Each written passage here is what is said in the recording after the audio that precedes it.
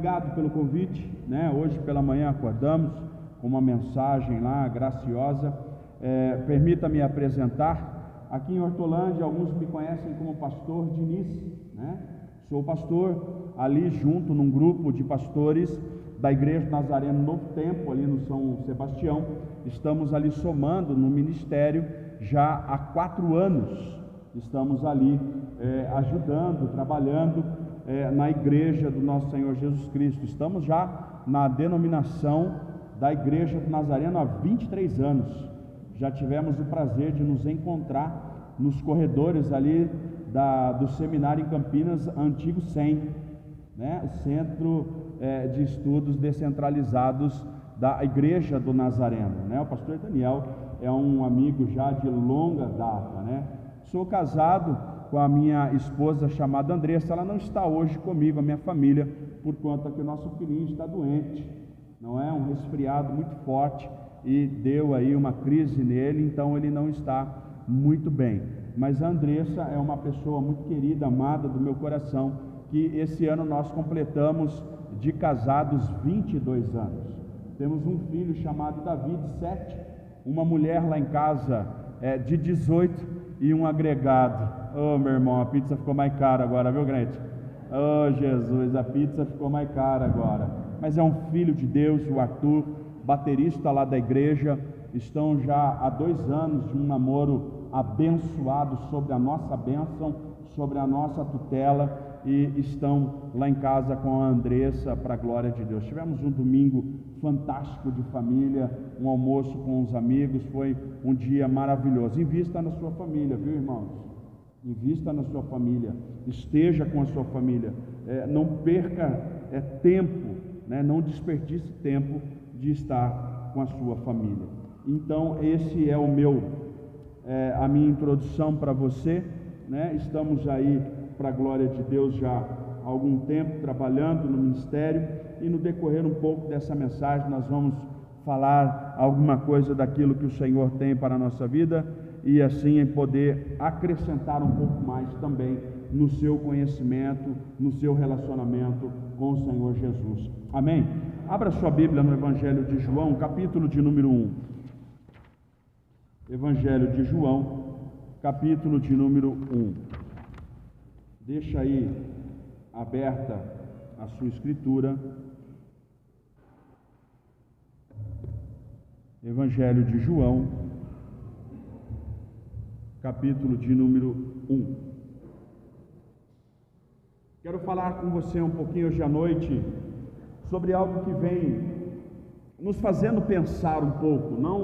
Não quero dizer que nós não tenhamos outros assuntos para se pensar, mas algo tem me chamado muita atenção, porque nós temos visto muitas situações que têm banalizado a igreja, têm menosprezado o nome de Jesus Cristo, todo o seu sacrifício vicário, toda a sua obra salvífica. Isso tem feito com que muitos por aí tenham distorcido ou estão distorcendo todo esse ato vicário de Jesus Cristo, que na verdade ele tem uma única missão, que é salvar o pecador. Salvar o pecador.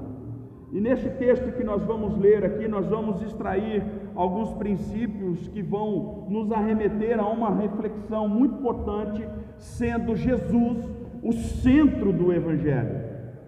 Preste atenção nisso que eu vou enfatizar para você. Jesus sendo o centro do Evangelho.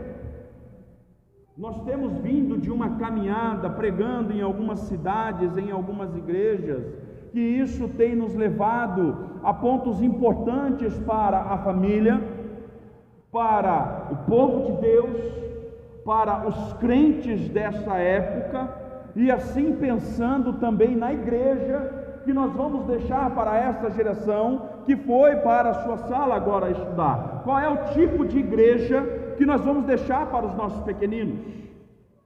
Qual é o tipo de evangelho que tem chegado aos ouvidos dos cristãos dessa época? Hoje nós vivemos em uma modernidade a qual a igreja precisou se adaptar a toda essa tecnologia. E isso não existe pecado nenhum, lógico que não. Precisamos acompanhar, precisamos estar atualizados. Porém, hoje existe uma fase, uma era chamada digital. Tudo hoje é digital. Tudo hoje é mais por uma tela de um celular, por uma tela de um computador, por programas, por aplicativos. Nada contra isso, irmão, eu uso também.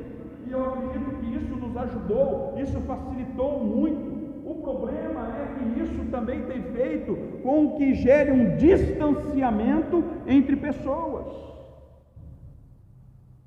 Esse evangelho de João que nós vamos ler, mencionado, escrito, inspirado do Espírito Santo, colocado no coração do discípulo amado de Jesus, falando de um homem que tinha uma aparência um pouco estranha. A Bíblia descreve João o Batista como um homem que tinha hábitos peculiares. Ele se vestia com vestes de camelo. Ele se alimentava, eu não sei nem que tipo de alimento a gente pode falar, se ele era algum tipo de vegano, se ele era, eu não sei, mas a Bíblia diz que ele se alimentava de gafanhoto. Você imagina você encontrar hoje na rua um homem passando ali pela rua com uma vestimenta estranha, cabeludo, barbudo, porque assim eram os homens daquela época, e de repente ele põe a mão numa bolsa, arranca um gafanhoto, e do outro lado ele arranca um potinho, mergulha o gafanhoto e dá uma mordida e fala: Jesus te ama. O que você fala para esse camarada? Ele é o que, irmã? Louco. Não é verdade? Baseado nessa era digital, hoje existem cultos com inteligência artificial. E está se fazendo fila, viu, irmão, para ouvir um computador falar da palavra de Jesus. Está se fazendo fila. Coloca-se em uma transparência, uma pessoa criada por algoritmos, por programas, coloca-se uma oratória dentro daquele programa, transmite isso em uma parede, e os cristãos estão indo tudo atrás. Tome cuidado, irmãos, porque hoje eu venho da parte de Deus aqui trazer um alerta para você. Jesus tem que ser o centro do Evangelho. Jesus tem que ser o centro do Evangelho. Isso tem me incomodado ao longo desse tempo. Na pandemia nós passamos um período muito difícil. Todos nós, a igreja passou um período muito difícil, e foi justamente nessa época que a igreja precisou se reinventar. E como ministros do Evangelho, nós, de certa forma, não fomos, não quero usar essa palavra cobrados, mas entenda, por favor, não de uma forma pejorativa, mas nós fomos, de certa forma, encorajados a dar uma resposta à sociedade, no momento de pandemia, ou seja, todos nós ficamos trancados dentro de casa. Lembra-se disso, irmão? Foi um período difícil de 2 anos e alguns meses. E aí eu pergunto a você, como é que nós íamos fazer com algo que nós não esperávamos? Nós não estávamos preparados, ninguém queria isso, obviamente, e de repente houve um lockdown no mundo. E aí eu pergunto a você, como é que nós vamos alimentar o povo de Deus? A sua vida com Jesus não podia parar, porque Ele é o centro do Evangelho. Diga amém. A sua vida não podia parar, a minha vida não podia parar. Por mais que nós ficamos trancados dentro de casa, países tiveram um regime muito mais rigoroso, situações caóticas, então nós tivemos que nos reinventar. E a pergunta foi: qual foi a resposta que os pastores, líderes de igreja, ministros do Evangelho, homens e mulheres, qual foi a resposta que nós demos para o povo? E a resposta foi essa: tecnologia. Por que a tecnologia? Porque nós investimos em um canal para poder levar o Evangelho até a sua casa. Quantos assistiram cultos em casa? Quantos, irmãos? Quantas santas ceias nós não fizemos digitalmente? Quantos atos religiosos nós não fizemos digitalmente? E ficamos durante todo esse período estudando o Evangelho de João. Nós precisamos nos reinventar, mas tudo isso não pode, nunca, jamais, em nenhum momento, tirar a essência do Evangelho. Jesus é o centro do Evangelho. Tudo tem que apontar para Ele, tudo tem que levar a cruz, tudo tem que ter a face de Cristo. A mensagem da igreja, seja por uma era digital, seja dessa forma, tudo, desde o momento em que você passa por aquela porta, tem que apontar para Jesus Cristo. Diga amém, irmão. E é sobre isso que eu quero falar com você hoje à noite. Isso tem me preocupado demais da conta, porque hoje você entra na internet e você joga lá uma mensagem que te faça sorrir. Nada contra você dar boas risadas, isso é até bom para a saúde, porque é bíblico também. A alegria, ela diz que formoseia o rosto, mas a mensagem, a igreja, ela não pode ser palco ou um lugar para fazer você apenas ir. A igreja, ela tem que ser um lugar para você refletir, pensar, como que nós saiamos daqui hoje à noite pensando o que eu quero por Jesus Cristo, o que Jesus Cristo quer comigo, o que Jesus Cristo quer com a tua família, o que significa Jesus Cristo dentro da tua casa. Quem é Jesus Cristo para você, para mim, para nós, para a igreja? Chegou um momento em que o Senhor Jesus perguntou isso para aqueles que estavam ao seu lado, para aqueles que um dia Ele chamou e selecionou no meio de uma multidão. Todos estão dizendo muita coisa a meu respeito, todos estão dizendo muitas coisas das quais eu não sou. Posso até parecer, posso até ter característica como Pedro tinha de Jesus, mas o que eu sou, eles não sabem. Estão dizendo que você é profeta, mestre. Estão dizendo que o Senhor é tudo. Elias tem traços de profetas.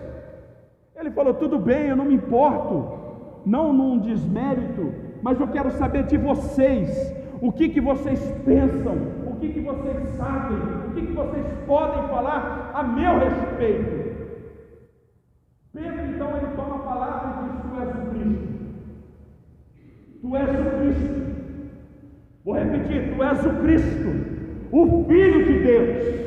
Jesus olhou para ele e falou: bem-aventurados sois, porque não foi carne, não foi sangue que te revelou, mas o Espírito de meu Pai que está em você. Agora tu não chamarás mais Cefa, mas agora tu chamarás Pedro, e sobre esta pedra eu edificarei a minha igreja, porque Jesus Cristo é o centro do Evangelho, e sobre a palavra de afirmação é que ele edifica a sua igreja.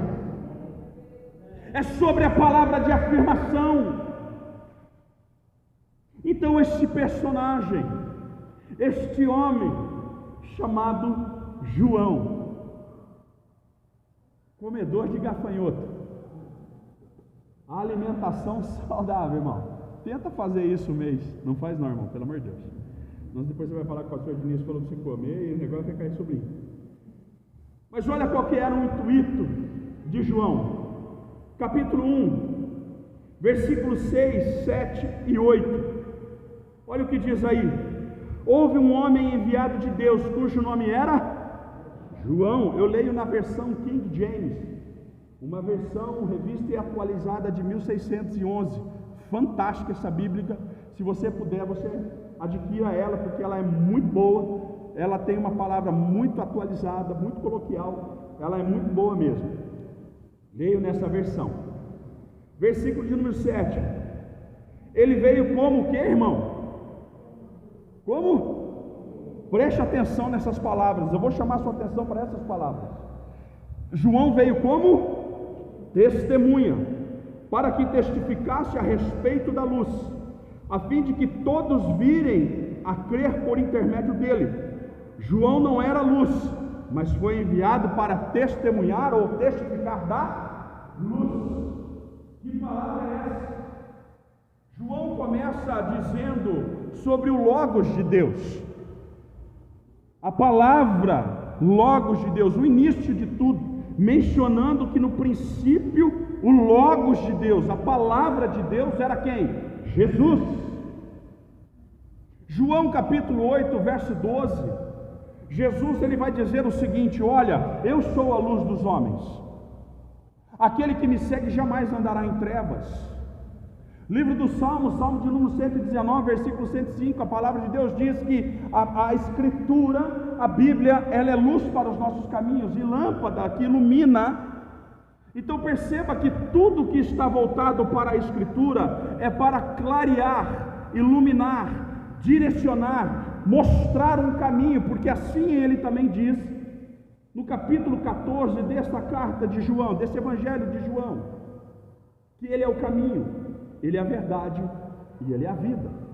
Então perceba que nessa noite não existe um evangelho homocêntrico, não existe isso. Um evangelho onde o homem é o centro de tudo, o homem está enfadado a levar a igreja de Jesus Cristo à ruína, o povo de Deus ao engano e a sua alma à condenação ao inferno. Porque a mensagem não é para glorificar o homem, a mensagem não é para exaltar o homem. A Escritura só exalta um homem, e o seu nome é Jesus Cristo, o Nazareno. Se você pode, aplauda o Senhor nessa noite, irmão, porque nós estamos aqui para Ele, e por Ele, e por toda a eternidade. É Ele que tem que ser o centro do Evangelho. É Ele. Livro de Números, a palavra de Deus vem por intermédio de Moisés,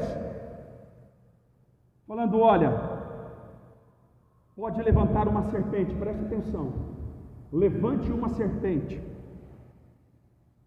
para todo aquele que for picado por uma serpente, mire a serpente e seja curado. Você quer ver uma curiosidade? Ainda nem comecei a pregar, irmão. Qual é o texto mais conhecido que nós falamos aí para as nossas crianças? João 3, o quê? 16. Porque Deus amou o mundo de tal maneira que deu o seu Filho unigênito para todo aquele que crê, não pereça, mas seja o quê? Muito bem. Agora volte um pouquinho comigo e leia o verso de número 13, 14 e 15. Ninguém jamais subiu ao céu, a não ser aquele que veio do céu, o Filho do homem que está no céu. Assim como Moisés, preste atenção nisso, levantou aonde? Levantou aonde, irmãos? No deserto. Isso está lá em Números capítulo 21, versículo 9. Assim como Moisés levantou no deserto oh meu Deus do céu, é necessário que o Filho do homem seja o quê? Levantado, aleluia. O profeta messiânico Isaías, em seu livro há mais de 700 anos antes da vinda do Salvador da humanidade, ele dizia: nós andávamos desgarrados como ovelha que não tem pastor. Mas agora em João capítulo 10, ele se declara como um bom pastor. Eu, Jesus, sou um bom pastor, e eu dou a minha vida pelas ovelhas. Ninguém a tira de mim, eu voluntariamente dou. Só Ele tem o poder de se oferecer e também tem a autoridade de reaver a sua vida, porque Ele é o centro da mensagem das Escrituras, do Evangelho, a razão de você estar aqui nesta noite. Diga glória a Deus, irmão. E tem homem querendo trazer isso para si. Isso me incomoda demais. E eu falei, quando eu tiver a oportunidade, Espírito Santo de Deus, eu não vou calar minha boca. E a gente tem percorrido algumas cidades, combatendo essas heresias. E agora eu vou começar a pregar, irmão. Preste atenção. Nós temos ouvido falar muita coisa a respeito da igreja. A pergunta que eu faço é: o que me preocupa, na verdade, é isso: qual será a igreja para esta geração? Qual será, irmãos? Vamos pensar. Isso está sobre nossa responsabilidade. Quais são os princípios que nós temos colocado para dentro de casa? Umas 3 semanas atrás eu preguei em uma de nossas igrejas aqui em Hortolândia, e foi me dado um tema: princípios que nós, recompensa dos princípios da família de Deus. Quais são as recompensas? E eu usei Deuteronômio capítulo 6, o chamado de Israel. É a conclamação ao povo de Israel a ouvir a palavra de Deus. Conclamação não se recusa, obrigatoriamente tem que estar presente. E ali era o Shema para o povo de Israel: ouve, ó Israel, o que o Senhor teu Deus, o Iavé, diz à nação: tu ensinarás aos teus filhos, quando andares por todos os caminhos, inculcará a palavra na sua mente, não desviará dele nem para a direita e nem para a esquerda. E eu falei, os princípios é colocar Jesus no centro. Quantas famílias que nós conhecemos que estão sendo destruídas por coisas materiais: casa, carro, dinheiro, herança. E usei como ilustração uma situação que é notória, não quero formar nenhuma opinião, mas te fazer pensar, de uma menina que começou a sua carreira na televisão muito cedo, com 6, 7 anos de idade, chamada Larissa Manoela, que foi palco de uma reportagem de uma emissora de televisão muito tempo atrás, que trouxe pânico para todos que prestaram atenção nessa matéria. Mas sabe o que me chamou mais atenção? Não é o fato disso, porque isso é esperado, porque o dinheiro, a Bíblia diz que é a raiz de todos os males, está quando o apóstolo Paulo escreve a Timóteo na primeira carta. Mas o que me chamou mais atenção e que feriu meu coração foi quando sua mãe manda um áudio para ela e diz: não me considere mais como sua mãe. Quem é mãe aqui? Quem é mãe? Tem coragem de falar isso para sua filha? Para o seu filho? Porque mãe é mãe. Isso que me chamou a atenção. Então, esses tipos de coisas, situações, a igreja ela não pode se calar, ela tem que estar municiada de informação e preparação do Evangelho, para que a gente leve as pessoas a conhecer somente um que pode mudar a história e a vida, o destino. Porque essas coisas vão ficar tudo aqui, irmãos. A Bíblia diz que a nossa pátria não é desta terra. A nossa pátria é do lado do nosso Salvador, porque Jesus Cristo, ele disse: eu vou lá, eu vou preparar um lugar para vocês. Algumas versões diz que lá está sendo preparado alguns quartos. Na linguagem de hoje diz que existe quartos sendo preparados. João veio com uma missão para testemunhar acerca daquele que viria depois dele. João é conhecido como o precursor de Jesus, aquele que mencionou, pregou, disse que veria que ele não era digno nem de desatar-lhe a sandália dos seus pés. E as pessoas que estavam ao redor de João, inclusive seus discípulos, ouviam muito João falar disso. Olha, existe um homem, seu nome é Jesus, ele é o Cordeiro de Deus, ele perdoa pecado, ele salva o homem de sua iniquidade, ele transforma a vida. E as pessoas ficaram ouvindo João falar de outra pessoa. E qual é a igreja que nós estamos preparando? Qual é o evangelho que nós estamos preparando para essas pessoas? A partir do verso de número 15, nós vamos discorrer alguns pontos. E eu quero ressaltar, eu não sei se aqui vocês têm, eu esqueci de trazer, na verdade, eu queria até mostrar, mas quantos aqui tem aquela edição da Igreja Nazareno de 60 anos? É isso, minha irmã, boa, eu amo isso. Olha atrás da capa, e isso foi falado no Discipulando 2023, lá em Paulínia, para os pastores titulares. Atrás, existem alguns pontos ali chamados coerência teológica, ou características, nossas identidades. Dentro desse ponto existe um ponto chamado ali coerência teológica. No final dela, irmão, olha atrás para você ver. Aí, ó, isso, vira atrás. Não, fecha a Bíblia. Olha atrás agora. Isso aí na sua mão direita. Isso, está aí. Adoração significativa. Coerência teológica. Está escrito isso aí, irmão?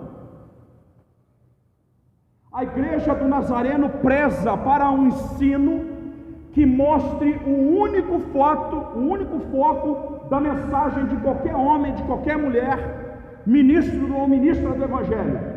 Coerência teológica tem que apontar para Jesus Cristo.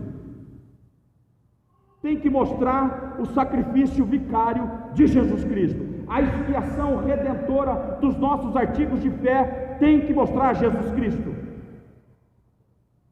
Ele olha para o pecador, transforma este pecador, perdoa o seu pecado, escreve uma nova história na sua vida, faz com que ele seja o testemunho vivo da mudança e do poder do Evangelho dentro do seu coração, porque a obra é dentro do coração. Evidência da Igreja do Nazareno, Atos capítulo 15, verso 8 e 9. Deus não fez distinção nenhuma entre ninguém, judeus, gregos, ninguém, mas Ele purificou o nosso coração pela fé, para que assim nós tenhamos a obra da graça de Deus e possamos ser alvos da mensagem de Jesus Cristo. João então ele prega, e eu faço algumas perguntas para nós. Primeiro, para onde a nossa mensagem está levando os nossos ouvintes? Qual é o caminho, a direção, o rumo que está sendo apontado para o não salvo? Ou para nós também que já temos uma caminhada com Cristo para firmarmos o nosso pé? Para onde a nossa mensagem está sendo apontada? Estamos despertando nas pessoas, preste atenção nisso, estamos despertando nas pessoas o desejo de seguirem Jesus? Será que alguém se familiariza conosco, dizendo, olha, eu quero ser um cristão? Billy Graham ele tem uma frase interessante que ele dizia o seguinte: pregue o Evangelho, se preciso fale. Porque tem muita gente lendo a igreja de hoje, muita gente lendo a igreja de hoje, e eu não quero aqui ser nenhuma pessoa aqui a iludir você. Nós vamos enfrentar lutas, dificuldades, perseguições, tudo isso está na Bíblia e é para os cristãos. Só que Jesus Cristo ele disse: fique firme, mantenha o foco, olhe para a cruz, esteja comigo. No mundo vocês vão ter aflição, mas eu venci, vocês também vão vencer. O evangelho que te traz um mar de rosa não é um evangelho bíblico. Uma igreja que não preza pelo nascimento, pela vida, pela morte e ressurreição de Jesus Cristo, não é um evangelho cristocêntrico, é um evangelho baseado em heresia. E pasme, não se assuste, as heresias saem todas da Bíblia. Saem todas da Bíblia, porque distorcem a verdadeira identidade, ou o que nós temos como característica teológica. Então, essas questões nos faz pensar, estamos tendo crédito em nossa mensagem? Olha o que diz o verso 15 e o verso 16.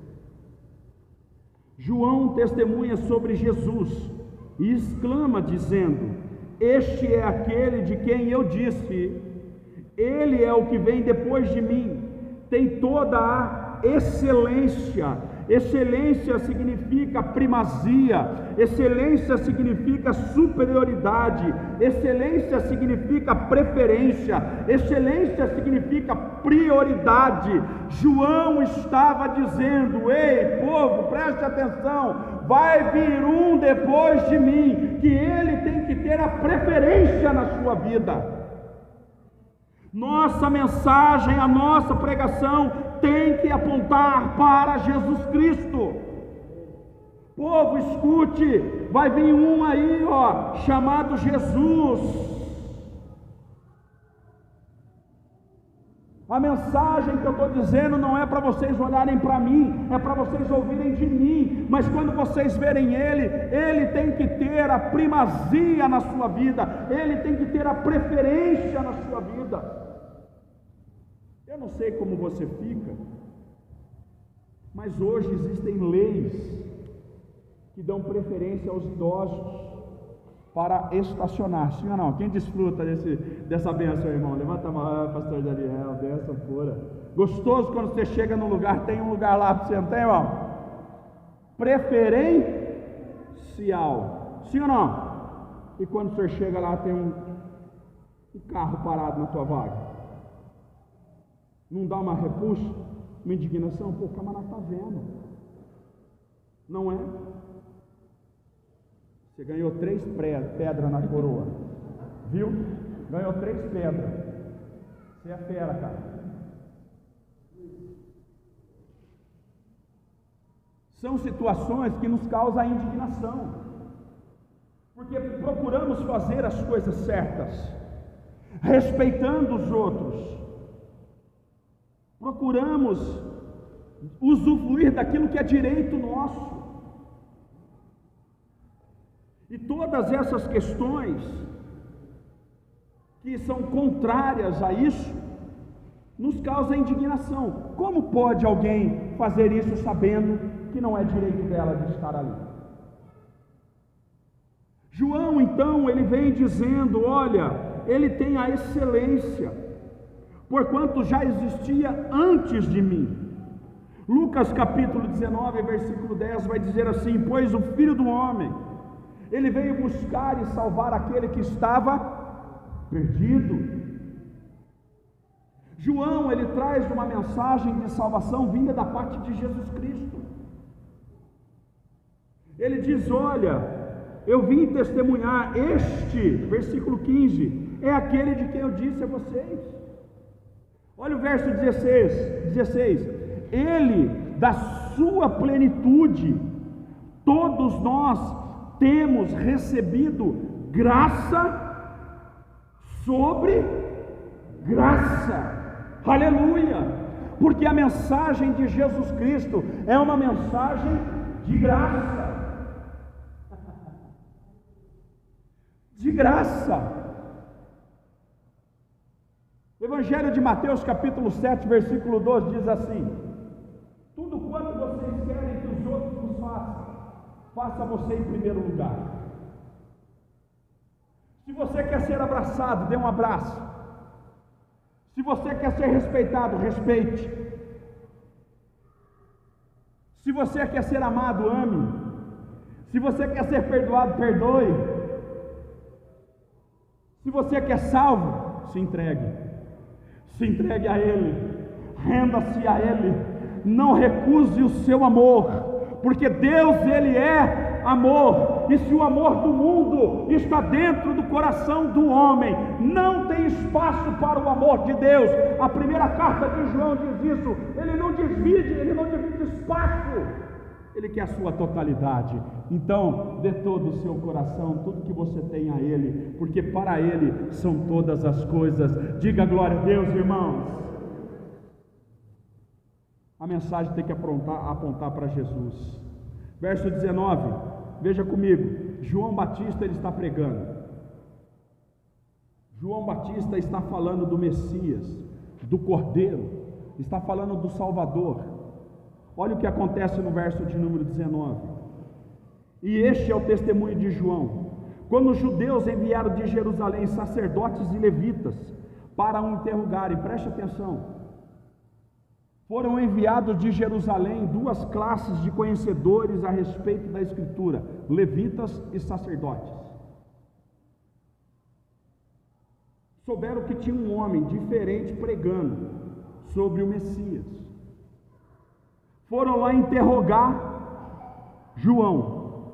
Primeira pergunta para ele foi essa: quem és tu? Ou no nosso português aqui, quem você é? Quem é você?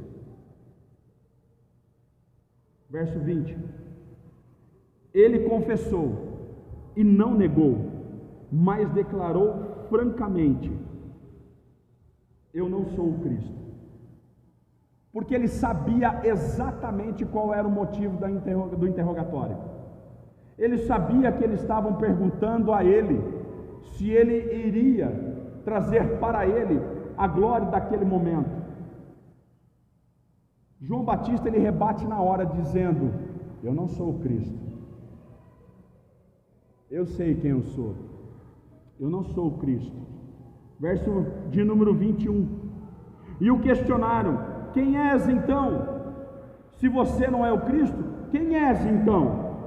És tu Elias? Ele disse: não sou. És tu o profeta? E João afirmou: não. Então perguntaram a ele: quem és tu?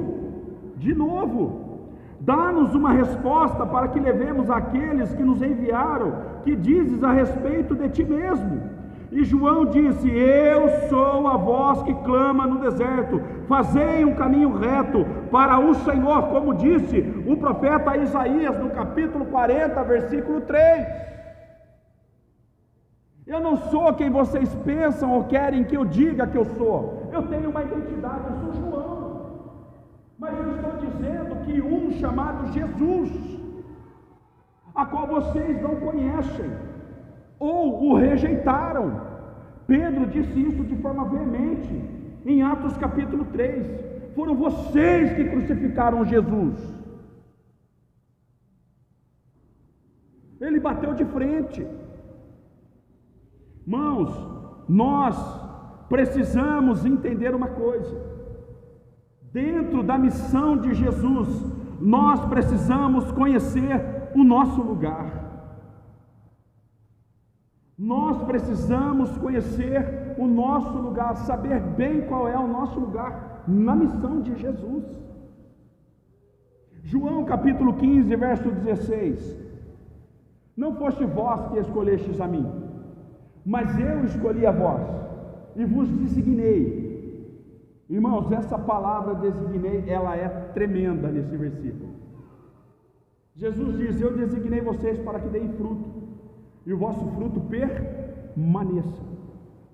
Essa palavra designar exprime um estabelecimento, preste atenção nisso, de alguém que confere um cargo a outro e lhe confere todo o poder e todo o recurso para realizar tal obra. É como se fosse um sócio investidor. Entende isso? O camarada que entra com dinheiro, não deixa faltar dinheiro na obra. É o sócio investidor. Está ali, tal. Então quando Jesus fala assim: olha, não foste vós que escolhestes a mim, mas eu escolhi a vós e vos designei, ele está dizendo uma coisa: eu vou dar todo o recurso para que vocês realizem a minha obra. Você quer um exemplo disso? Mateus capítulo 10, quando Jesus chama os 12 para estar ao seu lado, Jesus fala para eles o seguinte: vai, de 2 em 2. Aí Jesus falou para eles levar marmita, falou para levar pão com mortandela e Coca-Cola, pão com presunto, uma marmitinha de salada, uma garrafa de água, nesse calor que é bem, né, irmão? Falar em água,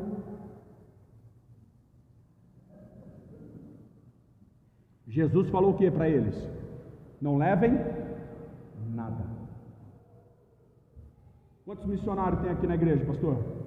Tem missionário aí? Cadê o missionário? Tem missionário? Ninguém tem missionário? Missões? A senhora? Queria ir para uma viagem dessa aí, minha irmã? Sem levar nada, sem dinheiro, sem lenço, sem documento? Não, documento tem que levar, hein? Pelo amor de Deus. Sem nada. Jesus disse: não levem nada. Qual o texto da Bíblia que fala que alguns dos discípulos, na sua evangelização, morreu de sede? Qual versículo da Bíblia que fala na sua evangelização ministerial, morreu de fome? Sabe por quê? Porque Jesus Cristo escolheu a vós e vos designou para que deem fruto e o vosso fruto permaneça. Meu irmão e minha irmã, eu e você temos que saber o nosso papel na missão que é de Jesus Cristo. Se você expira o episcopado, estou falando de uma forma bíblica,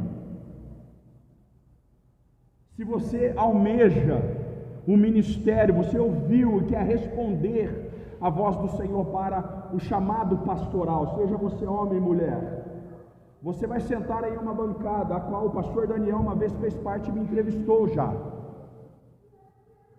E uma das perguntas que eles mais faziam para nós é o seguinte: qual que é a missão da igreja do Nazareno? A nossa missão, irmãos, é fazer discípulos à semelhança de Cristo Jesus. Não é da cara do pastor, não é a cara da igreja, não é a cara do ministro, da ministra, não é, é a cara de Jesus Cristo. Essa é a nossa missão. Aleluia, irmão. E o problema é que hoje tem muito pastor querendo que a ovelha seja a cara dele. Você pode ter traços, eu tenho traços do meu primeiro pastor, no ano 2001, eu tenho traços, mas ele me ensinou a ser parecido como Jesus. Ele me mostrou Jesus, ele me mostrou a cruz, e quando eu estava no mais do profundo poço, ele foi a mão que se estendeu para mim e disse: Luiz, preste atenção, Jesus vai te restaurar. Ele nunca trouxe a glória para ele, porque, meu irmão, nessa noite nós estamos aqui apontando para a cruz. Olhe para ele, tudo tem que mostrar ele, olha lá para a cruz, irmãos. O Evangelho é Jesus Cristo, o Evangelho não é modinha, o Evangelho não é isso não, o Evangelho é Jesus. Preciso ir para frente, irmão. Verso 35, olha o que diz a Escritura, ainda falando de João. No dia seguinte, João estava outra vez, isso aqui é tremendo, irmão. João estava outra vez na companhia de dois dos seus. Os discípulos eram de quem? De Jesus ou de João? De João. Boa. Verso 36, olha o que diz aí. E observando que Jesus passava, disse: eis o Cordeiro de Deus. Os dois discípulos ouviram o que ele falou. Quem falou? João. E o que eles fizeram? Se tornaram seguidores de Jesus.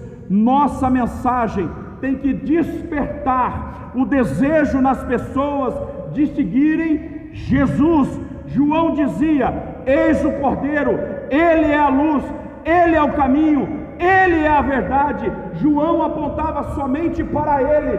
Quando chegou essa mensagem aos corações dos seus discípulos, e os seus olhos, como João um dia viu Jesus ali, eles falaram: João, quem que é esse? João disse: esse daí, é o Cordeiro de Deus. Eu tenho falado: João, obrigado por você me mostrar o caminho, Deus te abençoe, Deus te salve, porque agora eu vou ser seguidor de Jesus. Foi o maior privilégio de João, foi pegar a mensagem e fazer com que aqueles homens seguissem Jesus.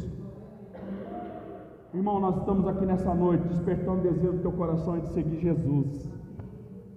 Você serve Jesus nessa igreja, mas você tem que seguir Jesus.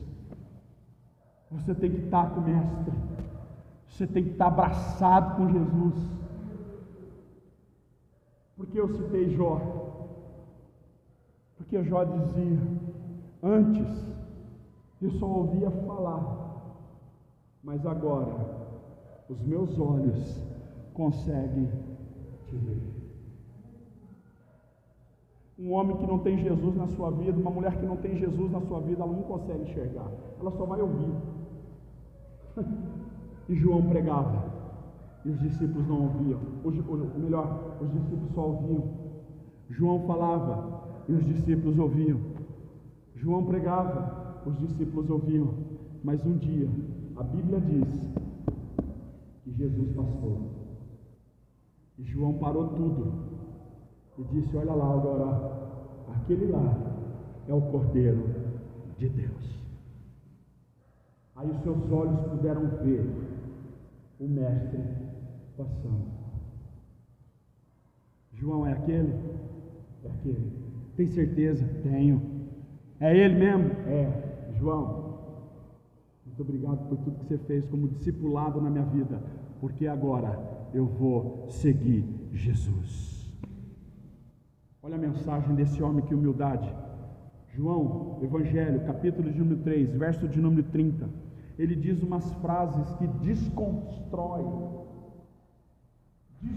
qualquer conceito homocêntrico dentro da igreja, qualquer conceito teológico herege que levanta o homem e diminui Cristo. Ele diz uma das frases mais célebres do seu Evangelho, não só mencionando Jesus como Salvador, apontando para a cruz, mas no verso de número 30 ele diz: mas convém que ele cresça e que eu diminua. Capítulo 3, versículo 30. Não precisam ficar olhando para mim, eu não sou nada, só ouçam o que eu vou dizer. Olhem para Jesus, se coloquem do lado de Jesus, olhem para Ele, esteja com Ele. Eu acho que não tem uma palavra tão missionária e evangelística como essa. No meu conceito, pode até ter outras aplicações, outros textos, mas quando João está em um deserto, irmão, pregando, as poucas vidas que ali passavam, as poucas vidas que estavam ao seu alcance, às vezes pessoas não tiveram contato com mais ninguém, só com João, e ele poderia ali edificar a sua igreja, o seu ministério. Não, mas a Bíblia diz que foi um homem enviado da parte de Deus para que testificasse daquele que haveria de vir. Missão de João: pregar um evangelho para que aqueles se tornassem seguidores de Jesus. Para nós caminharmos para o final, irmão, verso 38. Então Jesus, voltando-se e vendo que os dois o seguiam, disse-lhes: que estáis procurando? Olha a pergunta, obrigado meu irmão, 3 pedrinhas na coroa para você também. Olha a pergunta de Jesus para aqueles dois que deixaram João e começaram a segui-lo.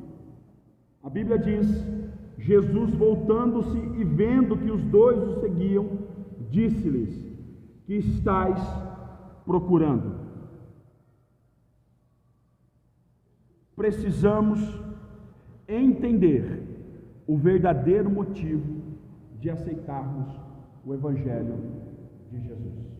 Sabe por quê, irmão? Jesus tem consciência, Jesus tem memória, Jesus é inteligente. Salmo de número 139 diz que ainda a palavra não nos chegou à boca e ele já conhece toda. Ele sabe e esquadrinha o meu andar, o meu deitar, o meu caminhar. Salmo de número 121 diz: para onde vem o nosso socorro? O nosso socorro, de onde vem o nosso socorro? O nosso socorro vem do Senhor. O mesmo salmo ainda dizendo, Salmo 139, diz: para onde eu vou colocar o meu leito? Aonde eu vou fazer a minha cama? Tu já conheces tudo a meu respeito. Agora eu pergunto a nós nessa noite, e nós, o que queremos com Jesus Cristo? É como se hoje ele virasse para nós e dissesse assim: Luiz, o que você quer me seguindo? O que você quer comigo? A história diz de um grande sermão, chamado Sermão da Montanha. Mateus capítulo 5, capítulo 6 e capítulo 7. Preguei semana passada numa cerimônia de casamento que eu fiz. Ele termina a sua mensagem falando sobre dois tipos de homens, o insensato e o sábio. Mateus capítulo 7, a partir do verso 24. E ele diz o seguinte: o homem sábio é aquele que ouve essas minhas palavras e as pratica. Ele é comparado a um homem que edificou a sua casa sobre a rocha. Veio a tempestade, veio a enchente, veio o vento contrário e não destruiu, porque ela estava firmada na rocha. Mas o homem insensato é aquele que ouve essas minhas palavras e não as pratica. Aí vem a enchente, vem a enxurrada, vem o vento forte e destrói, porque não está edificado na rocha. Qual que é a diferença dos dois? Não é apenas ouvir, é praticar. Tiago capítulo 1, verso 22, diz: não sejais apenas ouvinte, mas praticante da palavra de Deus. Porque aquele que é apenas ouvinte, ele assemelha-se a um homem que olha o seu rosto no espelho, o seu rosto natural, e já logo sai, já não esquece mais de como era a sua imagem. Jesus está perguntando para nós hoje, como de uma forma missionária, uma igreja missionária que nós somos, uma origem missionária que nós temos, o que nós queremos com Jesus? Jesus olhou para aqueles dois discípulos, e antes talvez de abraçá-los, olhou para ele e falou assim: o que vocês querem? Qual é o motivo de nós estarmos aqui?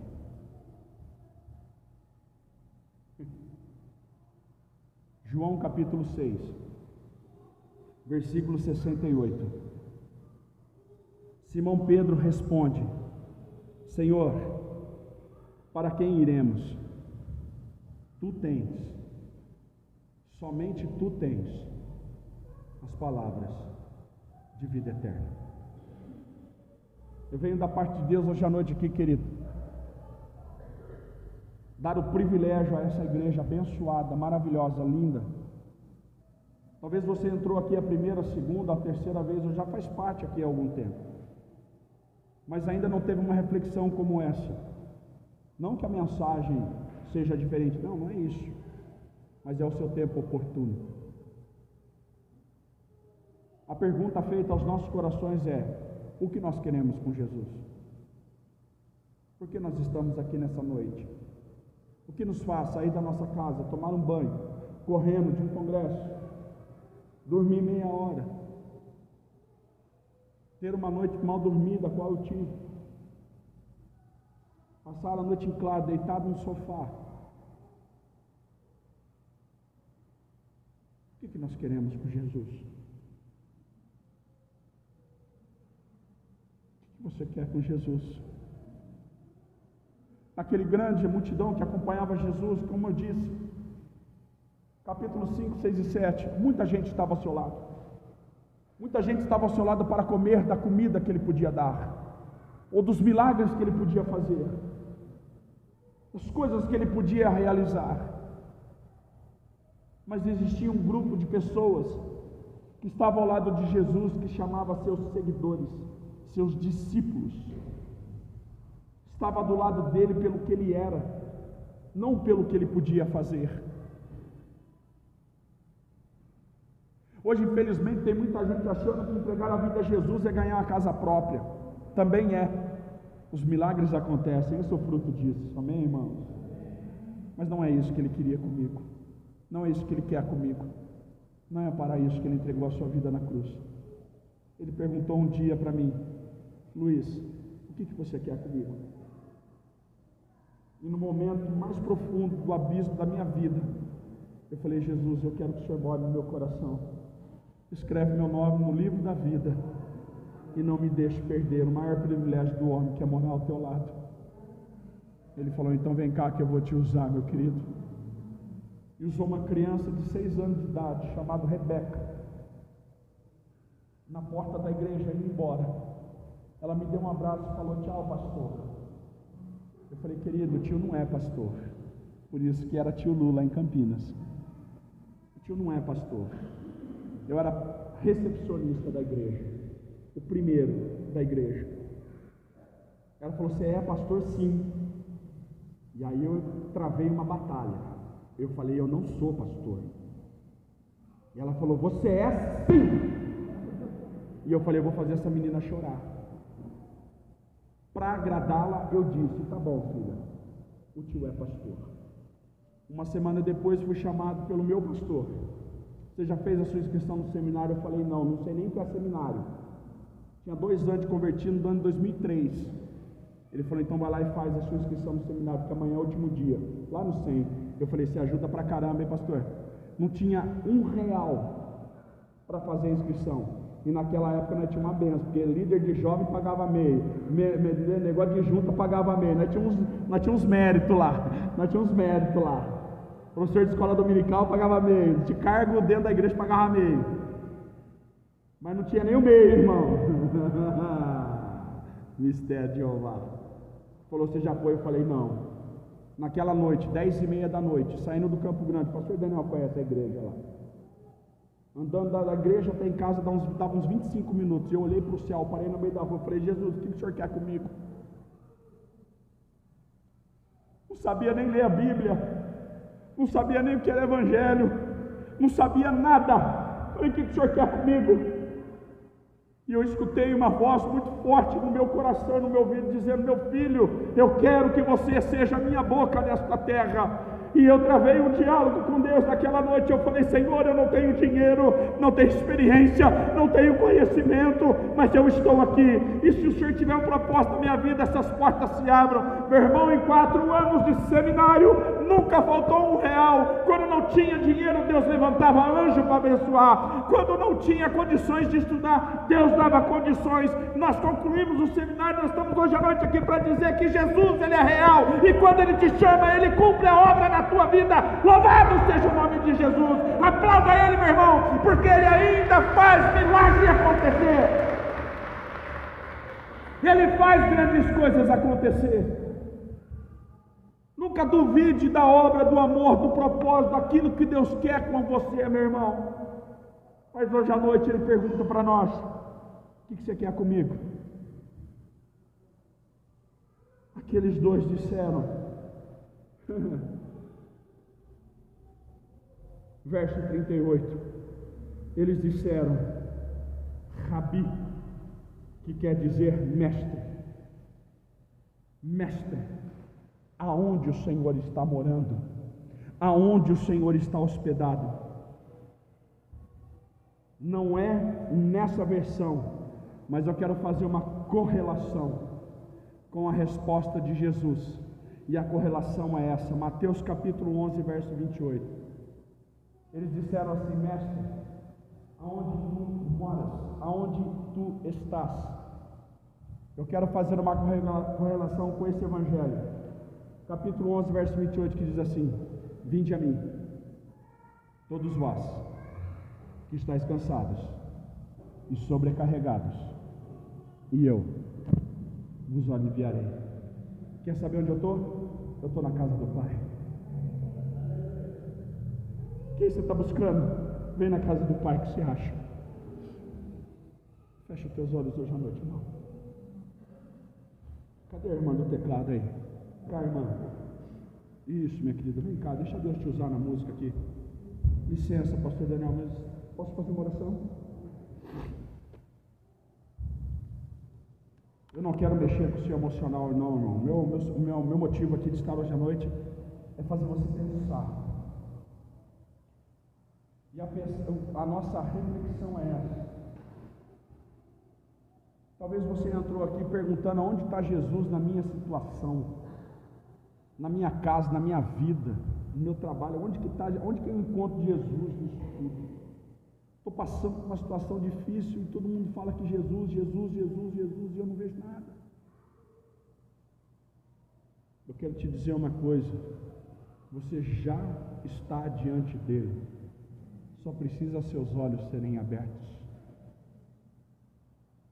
porque Ele disse para muitos: não vou deixar você, não vou desamparar você, eu vou estar do teu lado sempre, jamais vou esquecer de você. Eu quero fazer uma oração com você hoje à noite. A oração que eu quero fazer com você hoje à noite: se seus olhos, por algum motivo, estão impedidos de ver a obra de Jesus na sua vida, levante-se no seu lugar, todos nós de olhos fechados, irmão, por favor. É muito sério isso. Sério isso. Eu quero orar com você. Se você diz assim: olha, pastor, eu preciso dessa oração porque eu não estou conseguindo enxergar uma situação, você no seu lugar se coloque em pé. Eu quero orar com você. Seus olhos estão impedidos. Hoje nós vamos orar para que Deus tire o obstáculo dos seus olhos, olhos espíritos, olhos espirituais. Irmãos, eu não vou me demorar, irmãos. Eu preciso entregar o microfone, eu preciso concluir o meu trabalho. Nós viemos aqui para despertar a igreja. As igrejas do livro do Apocalipse sempre receberam uma mensagem antes, dizendo assim: ouve o que o Espírito diz às igrejas. Preste muita atenção. Se você quer ser alvo da bênção de Deus, se você quer receber esta oração e sair daqui com seus olhos abertos, se coloque em pé no teu lugar. Eu quero orar com você. Deus te abençoe, meu irmão. Deus te abençoe, meu irmão. Postura de quem quer mudar. Deus te abençoe, meu irmão. Deus te abençoe, Deus te abençoe. Postura de quem quer realmente ver o agir de Deus na vida. Deus abençoe a senhora. É isso, irmãos. Quando nós tomamos um ato, Deus abençoe o Senhor. Quando nós tomamos uma postura, uma decisão de mudarmos a forma que nós estamos dizendo que queremos mudar, queremos algo melhor. E eu quero orar nessa noite sobre essas vidas, Jesus, porque talvez o Senhor um dia, em algum momento, em alguma situação, perguntou a eles o que eles querem com o Senhor. Mas o Senhor, antes mesmo deles responder, o Senhor já deu um motivo para eles pensarem na decisão, que é de ir ao encontro do Senhor, para eles terem consolo, abrigo, cuidado. E assim, ó Deus, em nome de Jesus, nesta noite, que seus olhos espirituais sejam abertos, que os seus olhos, ó Pai, sejam desobstruídos, que tudo que é barreira intelectual, espiritual, humana, tudo que é motivo de tropeço, tudo que seja impedimento desses irmãos queridos de olharem para a cruz, tudo isso caia por terra, em nome de Jesus. Que eles possam ver a boa mão do Senhor agindo nas suas vidas, os milagres do Senhor acontecendo na sua casa, na sua família, nos seus sonhos, nos seus projetos. Senhor, nós temos ouvido uma mensagem que arremete a Jesus Cristo, que mostra a cruz do Senhor, que mostra o teu amor declarado naquela cruz sem reserva.